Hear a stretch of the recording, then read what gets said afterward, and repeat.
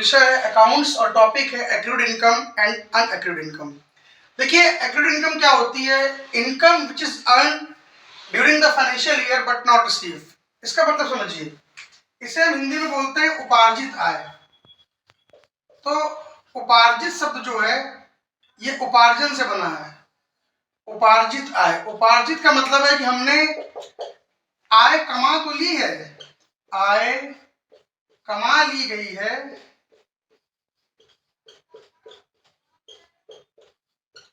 किंतु अभी प्राप्त नहीं हुई है। अभी प्राप्त नहीं हुई है।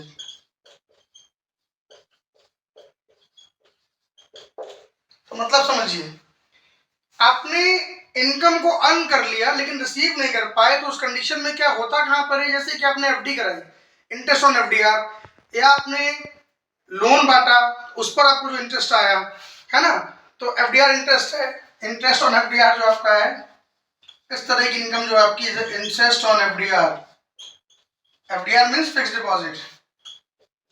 तो ये नेचर है कि आपने इंटरेस्ट कमा लिया है, आपके बैंक अकाउंट में ये आपको उनके लोन एफडीआर पे क्रेडिट हो गया, लेकिन आपको भी रिसीव नहीं हो, क्योंकि जब मैच्योर होगी तब मिलेगा। तो अब इसका अकाउंटिंग ट्रीटमेंट क्या होगा ये भी देखते हैं।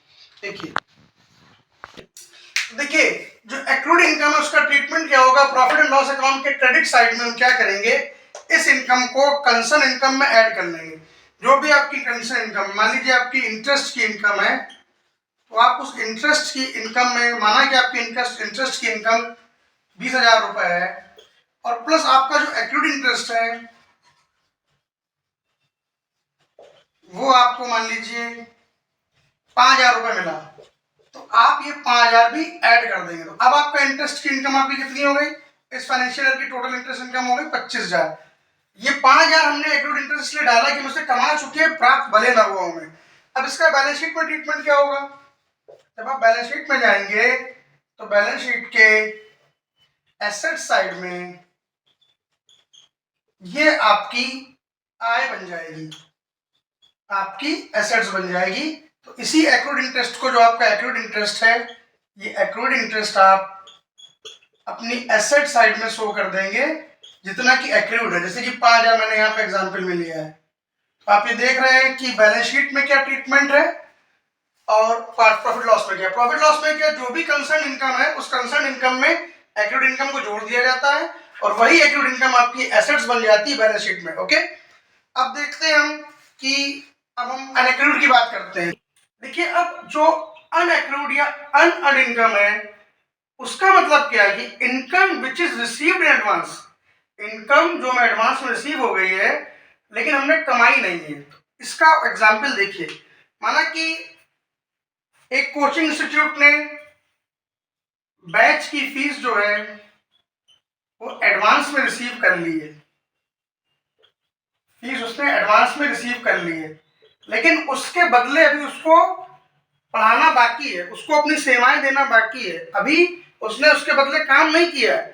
तो जब काम नहीं किया है तो उसने कमा नहीं ली है, उसने इसको प्राप्त कर लिया, एडवांस फीस है, अभी उसको इसके बदले में पढ़ाना बाकी है। तो जो भी एडवांस नेचर की इनकम होती है जिसके बदले में अभी हमें कार्य करना बाकी होता है, तो होती है हमारी अनएक्रूड या अनअर्न्ड इनकम, जिसे हम कहते हैं हिंदी में अनुपार्जित आय।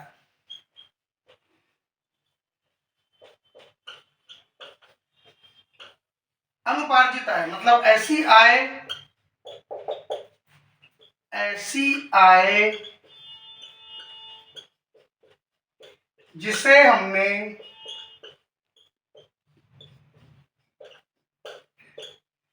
प्राप्त तो कर लिया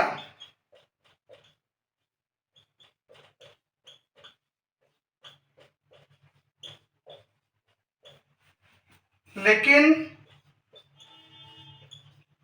अभी कमाया नहीं है।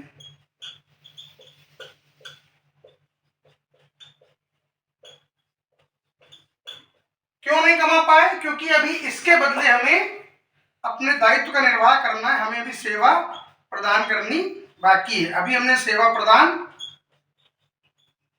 नहीं की है। अगर वस्तु के संबंध में है तो अभी हमने वस्तु उपलब्ध नहीं कराई है। तो हमने जब सेवा प्रदान नहीं किया, हमारा दायित्व बाकी है। जब दायित्व बाकी रहता है तो उस कंडीशन में क्या होता है कि हमारी इनकम जो है वो अनएक्रूड है। अभी हमने प्राप्त कर ली, एडवांस में प्राप्त कर ली, कमाई नहीं, तो हमारा दायित्व तो भी बाकी है यहाँ पर। तो देखिए इसका ट्रीटमेंट हम प्रॉफिट लॉस अकाउंट और बैलेंस शीट में क्या करेंगे, इस पर ध्यान दीजिए। तो देखिए अब जो अनएक्रूड इनकम है, जो हमने एडवांस में रिसीव कर ली है, क्योंकि जो हमने रिसीव करी तो हमारा जो फाइनेंशियल ईयर है उस फाइनेंशियल से रिलेट नहीं है, ये रिसीव हमने एडवांस में करी है। तो क्या करेंगे, मान लीजिए कि हमें फॉर एग्जांपल अगर हमने रेंट की इनकम हमारी जो हमें एडवांस में मिल गई, तो जो एक्चुअल रेंट यहाँ तक का जहाँ तक का होना चाहिए वहां तक का तो हमारे फाइनेंशियल में जाएगा, बाकी जो एक्स्ट्रा मिल गया हमें घटानी पड़ेगी। माना कि हमको रेंट मिल गया 2 लाख रुपए टोटल रेंट, जिसमें से जो 50,000 रुपए रेंट है वो हमारा आगे के फाइनेंशियल ईयर का है, इस फाइनेंशियल का नहीं है। तो इसको हम क्या करेंगे, यहाँ पर अनएक्रूड इनकम को अपनी हम यहाँ से हटा देंगे।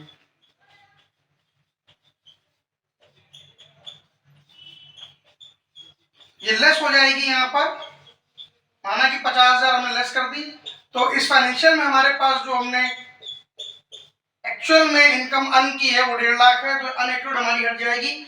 और जो क्योंकि हम इसको कमाया नहीं है लेकिन प्राप्त कर लिया है, तो हमारी आउटस्टैंडिंग एक तरह से लायबिलिटी के रूप में बन जाएगी। तो अनएक्रूड इनकम जो होती है वो हमारी क्या हो जाती है, बैलेंस शीट में हमारी लायबिलिटी साइड में चली जाती है। ठीक है, तो अनएक्रूड इनकम में क्या होगा, प्रॉफिट लॉस अकाउंट में जो भी कंसर्न इनकम है उस इनकम से जितनी अनएक्रूड है वो हटा देंगे, और वही अनएक्रूड इनकम जो कि एडवांस में मिली है तो ऐसे लायबिलिटी शो हो जाएगी। अब मैं आपको कंपैरेटिवली बताऊंगा कि अनएक्रूड और एक्रूड का क्या ट्रीटमेंट है प्योर बैलेंस शीट में। ओके, तो देखिए अब हम एक्रूड इनकम यानी उपार्जित आय और अनएक्रूड इनकम यानी अनुपार्जित आय, इसके बीच में जो ट्रीटमेंट होता है उसको तुलनात्मक रूप से समझेंगे, कंपैरेटिवली समझेंगे कि प्रॉफिट लॉस अकाउंट में एक्रूड इनकम का ट्रीटमेंट क्या है और प्रॉफिट लॉस में अनएक्रूड का ट्रीटमेंट क्या है, बैलेंस शीट में एक्रूड इनकम का क्या होता है और बैलेंस शीट में अनएक्रूड इनकम का क्या होता है। तो देखिए ये इनकम थी एक्रूड इनकम, जिसको हमने कमा लिया था लेकिन प्राप्त नहीं कर पाए थे। तो ये हमारी ऐसी इनकम थी जिसे हमारी इस साल की इनकम बन गई लेकिन इसको हम प्राप्त नहीं कर पाए। तो क्या कर रहे थे, इसको हम कंसर्न इनकम में इसको ऐड कर दे रहे थे। ठीक है, जैसे हमारी कंसर्न इनकम कमीशन की इनकम मान लीजिए या इंटरेस्ट की इनकम है, तो जितना कमीशन और इंटरेस्ट हमारा बन रहा है उसमें जितना एक्रूड पोर्शन है वो यहाँ पर ऐड बैक कर देंगे। जितना हमको बना और प्राप्त हो गया वो तो यहाँ पर आई कि उसकी आपने एंट्री कर ली, तो एक्रूड इंटरेस्ट आपका जो था उसको आप ऐड बैक कर लेंगे। फॉर एग्जाम्पल मान लीजिए कि आपने 70,000 रुपए इंटरेस्ट कमा भी लिया था और प्राप्त भी कर लिया था, और 30,000 आपने कमाया तो था लेकिन प्राप्त नहीं कर पाए थे। तो ये आपकी टोटल इंटरेस्ट की इनकम तो पूरे साल की कितनी हो गई, पूरे साल में आपने कमाया कितना, पूरा 1 लाख आपने कमाया। ये 70 प्राप्त कर गए तो 30 प्राप्त नहीं हुआ था, तो ये जो प्राप्त नहीं हुआ यही एक्रूड इंटरेस्ट है। ये प्रॉफिट लॉस अकाउंट के क्रेडिट साइड में आप रिलेटेड इनकम में ऐड कर देंगे, और जब बैलेंस शीट में जाएंगे क्योंकि अभी प्राप्त करना बाकी है तो ये हमारी एसेट्स का रूप ले लेगा। जब हमारी एसेट्स का रूप ले लेगा तो उसको हम एसेट साइड में अपनी एक्रूड इनकम जो हमारी है उसको हम एसेट साइड में लिख देंगे। जैसे कि इंटरेस्ट था यहाँ पर 30,000 रुपए। ठीक है, बात समझ में आ गई आपको। प्रॉफिट लॉस अकाउंट में जो भी संबंधित इनकम है उसमें जोड़ देंगे, और बैलेंस शीट में क्योंकि प्राप्त नहीं हुई है इसको उठाकर हम अपनी संपत्ति में दिखा देंगे। अब इसके अपोजिट अनएक्रूड है। अनएक्रूड की कंडीशन क्या है कि हमें इनकम रिसीव हो गई है, अब रिसीव हो गई और कमाई नहीं, तो जब रिसीव हो गई तो कमाई नहीं, तो इसको भैया पहले वहां से हटा देंगे। क्यों हटा देंगे, क्योंकि हमारे फाइनेंशियल से रिलेटेड जो है सिर्फ वही इनकम आनी चाहिए, जो हमने कमाई नहीं प्राप्त कर ली तो क्या मतलब, तो एडवांस मिल गया ना। तो आप क्या करेंगे, मान लीजिए आपकी यहाँ पर इसी कंडीशन में आपकी कमीशन की इनकम होती जो आपने अभी तक कमाई नहीं, तो जो नहीं कमाई है उसको, जो अनअर्न्ड है उसको हम लेस कर देते हैं। माना कि हमको टोटल कमीशन रिसीव हो गया 2 लाख रुपए, और इस 2 लाख में 50,000 कमीशन हमको मिल तो गया लेकिन हमने उसके बदले काम नहीं किया है, तो 50,000 हमें लेस करना पड़ेगा। तो हमारा फाइनेंशियल ईयर में जो है इंटरेस्ट कमीशन हमारा 1.5 लाख आ जाएगा। अब बैलेंस शीट में क्या है, एक्चुअल में अनअर्न्ड इनकम जो आपकी है वो आप रिसीव कर चुके हो उसके बदले आपको अपना काम करना बाकी है, तो अनअर्न्ड इनकम आपकी लायबिलिटी में चली जाती है। कहाँ चली जाती है? लायबिलिटी में। तो ये आपका दायित्व बन जाती है। तो 50,000 रुपए आपका दायित्व बन जाएगी अनअर्न्ड इनकम। तो जिस्ट एक मिनट में देख लेते हैं जिस्ट क्या है। एक्रूड इनकम हमारी एसेट्स है, अनएक्रूड इनकम हमारी लायबिलिटी है।